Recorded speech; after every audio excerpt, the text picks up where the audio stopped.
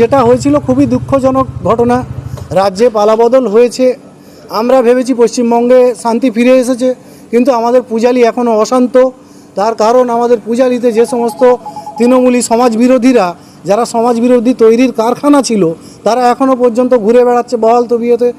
আজকে যে ঘটনাটা ঘটেছে, এখানে আসলাম বলে একটি ছেলে, যে আমাদের বিজেপি কর্মী ছিল, অ্যাক্টিভ কর্মী, সে বিভিন্নভাবে এলাকায় ঘটে যাওয়া নাশকতামূলক কাজকর্ম বাধা দিত, কমপ্লেন করত। তার জন্য আজকে নির্দিষ্ট অভিযোগের ভিত্তিতে পুলিশ যখন শেখ মাহফুজুর রহমানকে অ্যারেস্ট করে, সেই সময় ওই আসলাম ওইখান থেকে যাচ্ছিল, তার ছেলেরা, এই আমাদের যে এক্স চেয়ারম্যান এবং ভাইস চেয়ারম্যান অর্থাৎ ফজলুল হক, তাপস বিশ্বাস, এদের যারা অনুগামী যারা ছেলেরা ছিল, তারা অকারণে এই ছেলেটিকে, পুলিশ তার আইনানুগ বন্দোবস্ত নিয়েছে, তার রাগটা পুলিশের উপর তুলতে না পেরে বন্দুকের বাঁট এবং ছুরি নিয়ে এদের উপর আঘাত করে।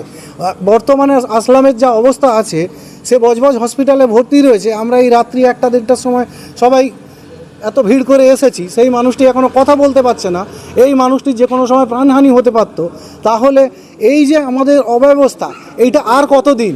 এই যে ফজলুল হক এবং তাপস বিশ্বাস, তার প্রধান ডান হাত ছিল এই মাহফুজ, এবং সেই মাহফুজ ছিল ফজলু এবং তাপসের সঙ্গে জাহাঙ্গীরের যোগাযোগকারী মেন হাত, এবং পূজালি থেকে পুরো তোলাবাজির টাকাটা এই জাহাঙ্গীর, এই মাহফুজের মাধ্যমে জাহাঙ্গীরের কাছে পৌঁছতো। রাজ্যে পালাবদল হওয়ার বড় তৃণমূল নেতারা মানে এইভাবে হামলা চালাচ্ছে। যতদিন পর্যন্ত আমাদের পূজালি থেকে এই ফজলুল হক নামক কীটটা না দমন হচ্ছে, না সরছে, এবং তার কোম্পানি অর্থাৎ এই যে তার অনুগত যে গুন্ডা বাহিনী, তারা যতক্ষণ না শেষ হচ্ছে, পূজালিতে কোনো পালাবদলের কোনো ফলাফল পাওয়া যাবে না।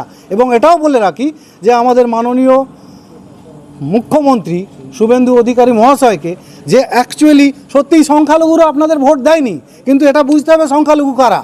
সংখ্যালঘু হচ্ছে সেই সব মুসলমান যারা প্রকৃত শিক্ষায় শিক্ষিত এবং যারা রাষ্ট্রবাদী। আজকে তাদের উপরে যে আক্রমণ, সেটাই প্রমাণ করে যে সংখ্যালঘুদের মধ্যেও কিছু সংখ্যালঘু আছে যাদের স্পেশাল কেয়ার করা দরকার। এবং আশা করি আপনারা যথেষ্ট।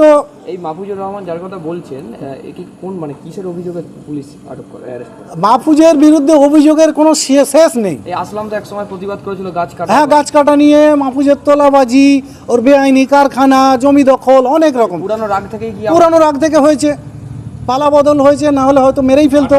আপনার নাম? আমার নাম ডক্টর এস এ লতিফ, এবং আমি ওই এলাকারই ডাক্তার, ওই এলাকারই ছেলে, এবং এই বজবজ হসপিটালে আমি সপ্তাহে 1 দিন করে ফ্রি চিকিৎসা দিতাম। মারধর করেছে মাহফুজুর রহমানের ছেলেরা, মারধর করেছে। যখন মাহফুজুর রহমানকে পুলিশ অ্যারেস্ট করে গাড়িতে তোলে, তখন আমি ওইখান থেকে আসছিলাম। তো আসলামের বাইকটা পিছনে পড়ে গিয়েছিল।